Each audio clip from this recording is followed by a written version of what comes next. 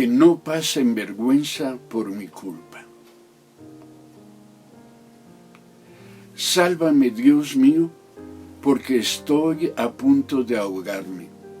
Me estoy hundiendo en un pantano profundo y no tengo dónde apoyar los pies. He llegado a lo más hondo del agua y me arrastra la corriente. Ya estoy ronco de tanto gritar, la garganta me duele, mis ojos están cansados de tanto esperar a mi Dios. Son más los que me odian sin motivo que los pelos de mi cabeza. Han aumentado mis enemigos, los que sin razón me destruyen y me exigen que devuelva lo que no he robado. Dios mío, tú sabes cuán necio he sido. No puedo esconderte mis pecados. Señor Dios Todopoderoso, que no pasen vergüenza por mi culpa los que en ti confían, Dios de Israel. Que no se decepcionen por mi causa los que con ansia te buscan. Salmo 69, versos 1 al 7, en Dios habla hoy. La manera en la que el salmista expresa su dolor es tal que prácticamente cualquiera de nosotros podría hacer la suya. Desesperación, angustia, confusión y hasta reclamos a Dios revelan la condición que es propia de quienes enfrentan el sufrimiento. Quienes estudian la conducta humana podrían encontrar un elemento característico de la mayoría de las personas que enfrentan la adversidad. Este elemento característico es precisamente el dramatismo, es decir, la capacidad que se desarrolla para interesar y conmover vivamente a quienes están alrededor del que sufre. Tal el caso del salmista, tal el caso nuestro en muchos casos. El dolor, el sufrimiento, provoca en los individuos una profunda conciencia del yo y en las familias o en los grupos nucleares una profunda conciencia del nosotros. Es decir, el sufrimiento tiene la capacidad para hacernos egoístas, para atender desmedidamente el interés propio sin cuidarnos del interés de los demás. Quien y quienes sufren se convierte en el centro de su interés. Espera y aún reclama que los demás lo atiendan, aun cuando tuvieran que hacerlo a costa de sí mismos. En cierta manera podemos considerar el sufrimiento nos bloquea y reduce nuestra capacidad empática, es decir, limita nuestra capacidad para identificar mental y afectivamente de un sujeto con el estado de ánimo del otro. Nuestro dolor no nos permite considerar siquiera que el otro pudiera estar sufriendo, ni mucho menos nos permite compadecernos de quienes nos rodean. También en el sufrimiento se hace verdad aquello de que están más cerca mis dientes que mis parientes. En este sentido, parecería que quien sufre solo tiene derechos y que su sufrimiento le exime, es decir, le libera de cualquier obligación con los demás.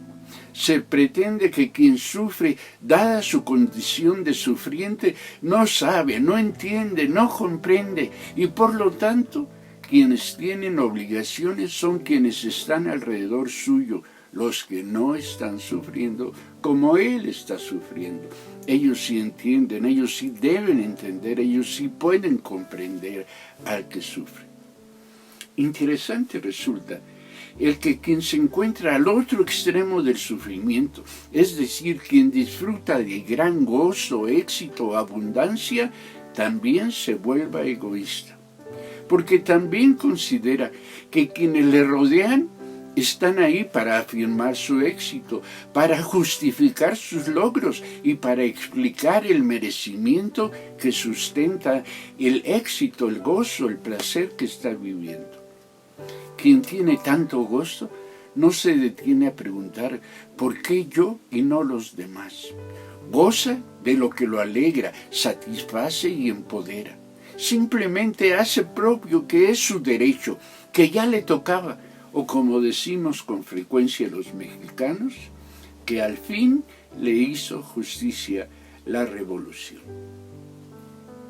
Sin embargo, llama la atención que en su crisis profunda, el salmista perciba, alcance a ver que la vida se trata de mucho más que de él solo.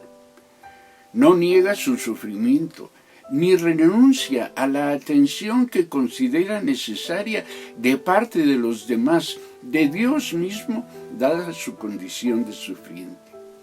Pero de manera inesperada, hasta incomprensible me parece, en la intensidad del momento que vive, momento que pareciera estar solo lleno de él, el salmista se ocupa de los otros. Y al hacerlo, el salmista hace suyo que la intensidad de su experiencia no le exime, no le libera de la responsabilidad que tiene acerca de la fe de los demás. Disculpa. El salmista adquiere conciencia de que la forma en la que enfrenta ese momento toral de su vida contiene una dimensión espiritual que tiene el poder de afectar para bien o para mal a quienes están alrededor suyo, a quienes están bajo la esfera de su influencia. No deja de llamar mi atención que el salmista, tan frágil, esté tan consciente del poder de su influencia sobre los demás. Entiende y atiende el hecho de que la manera en la que vive su particular experiencia puede determinar ni más ni menos el cómo de la relación más importante de los otros, el cómo de su relación con Dios.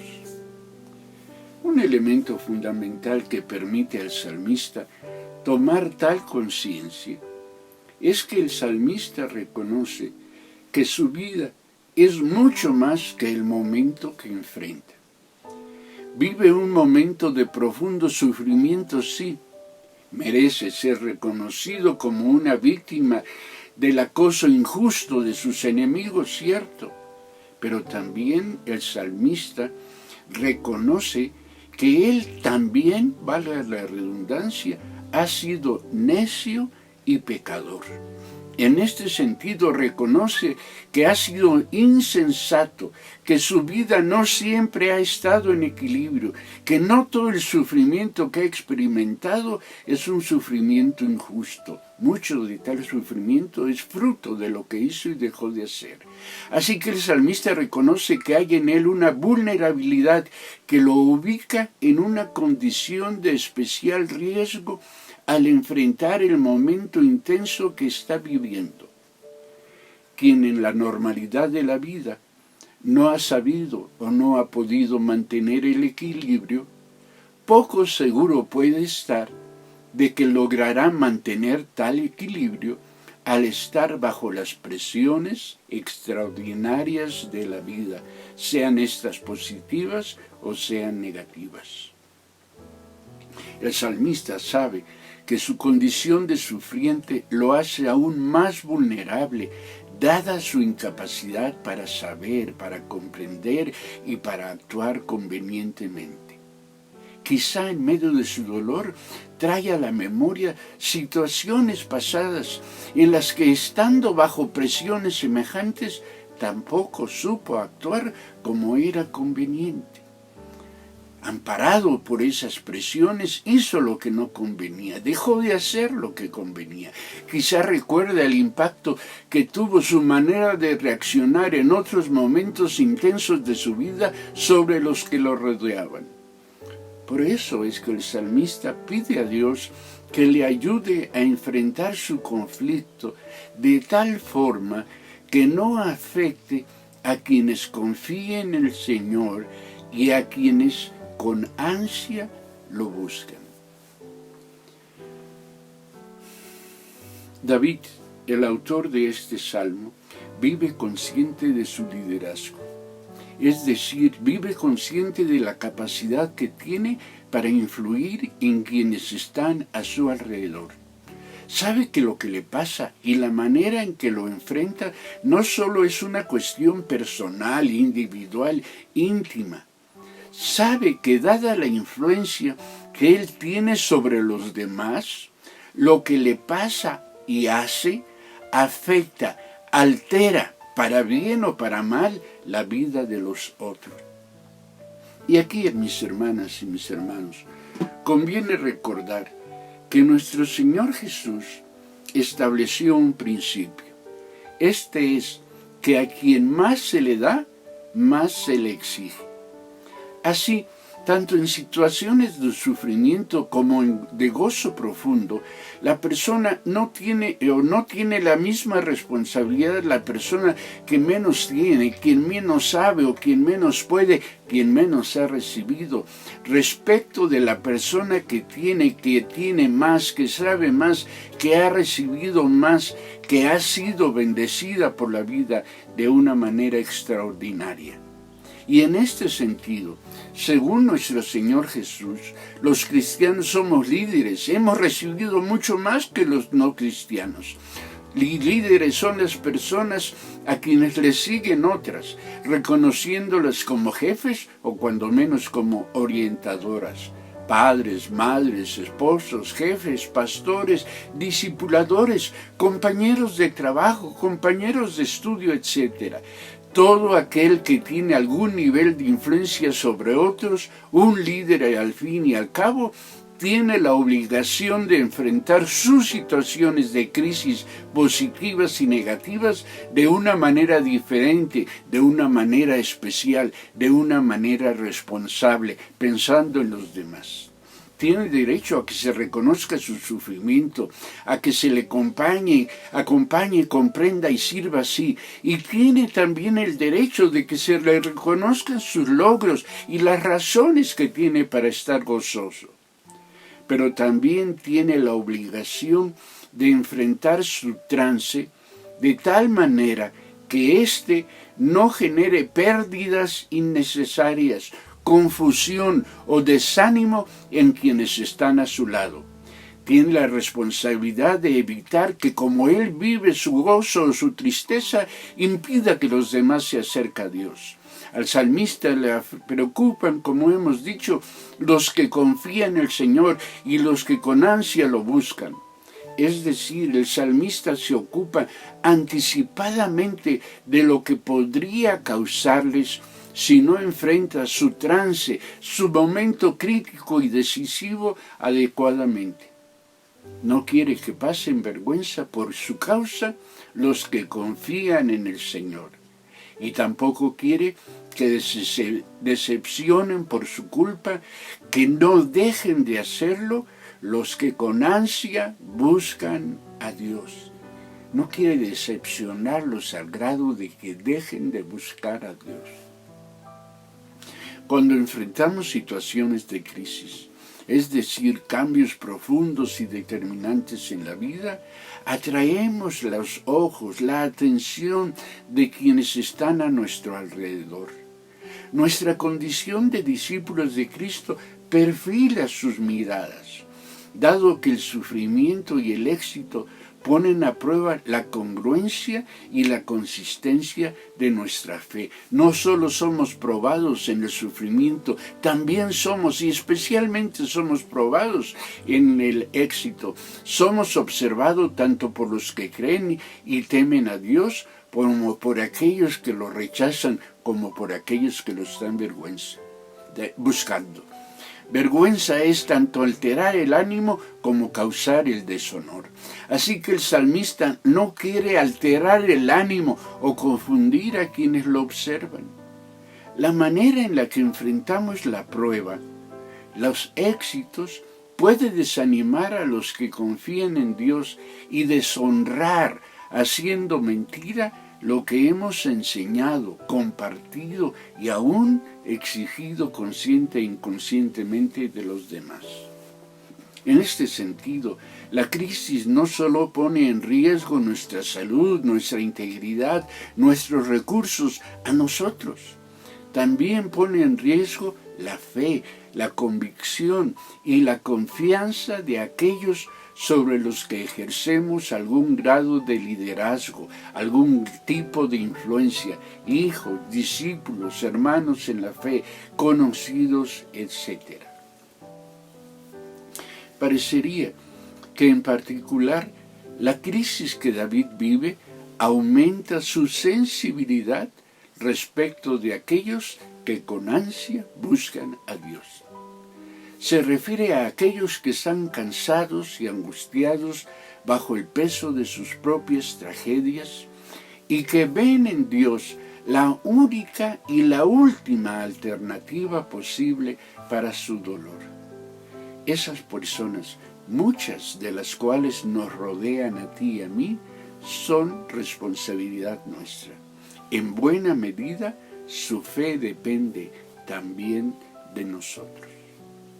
Por eso es que, consciente de ello, David se asume, se reconoce responsable y por lo tanto sensible ante el dolor de los otros.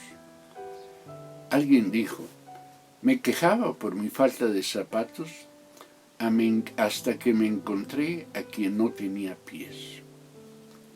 No es que en el mal del otro encontremos alivio para nuestro propio mal. De lo que se trata es que en nuestras aflicciones podamos contar también nuestras bendiciones y viceversa, que en nuestros tiempos de bendición consideremos que estos no excluyen la posibilidad de los días malos y entonces los vivamos humilde y agradecidamente. Como David, cuando nosotros tomemos conciencia de ello, entenderemos que estamos en posibilidad de enfrentar, de superar la crisis, por más difícil que la crisis nos resulte, y que podremos hacerlo sin lastimar o sin hacer más pesada la carga de quienes, estando a nuestro lado, también sufren y se han propuesto a Dios como su Salvador y dueño de sus vidas. Enfrentar el sufrimiento requiere de ética, es decir, de un actuar que esté modelado conforme a lo bueno y a lo moral. Siendo víctimas de las vicisitudes de la vida, también, insisto en ello, somos responsables de actuar adecuada y oportunamente, sean cuales sean nuestras circunstancias de vida. Ello implica el que en nuestras crisis procuremos discernir qué es lo que conviene que digamos y qué lo que conviene callar. ¿Qué es aquello que nos toca decidir y qué aquello que debemos delegar en otros, que debemos permitir, encargar que sean otros los que decidan? Ni nuestro sufrimiento ni nuestro gozo nos autorizan a lastimar a los demás, mucho menos nos dan razón o derecho para atentar contra la fe y la confianza que ellos tengan o puedan llegar a tener en Dios nuestro Señor. Finalmente, en el caso de David, lo que empezó como un canto lastimero termina como una canción de acción de gracias. Lee todo el Salmo 69. Porque Dios, dice su palabra, honra a los que lo honran. 1 Samuel 2:20. Quienes ofrecen su sufrimiento al Señor como una ofrenda grata, cuidando a quienes están a su lado, honran al Señor.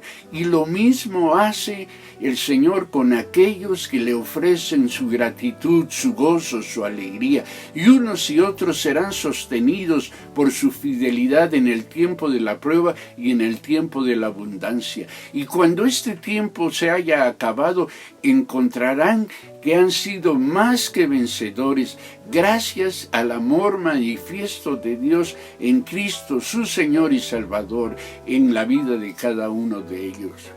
Como creyentes somos responsables del cómo vivimos los momentos torales más importantes de nuestra vida, cómo vivimos los éxitos y los fracasos, las alegrías y las tristezas. De ahí la importancia de que nos propongamos vivirlos de tal manera que en ellos Dios sea glorificado. Así seremos ejemplo a imitar de quienes nos rodean y no motivo de vergüenza y de desánimo de los que con ansia buscan al Señor. A esto los animo, a esto los convoco en el nombre del Señor. Y que el Señor los bendiga.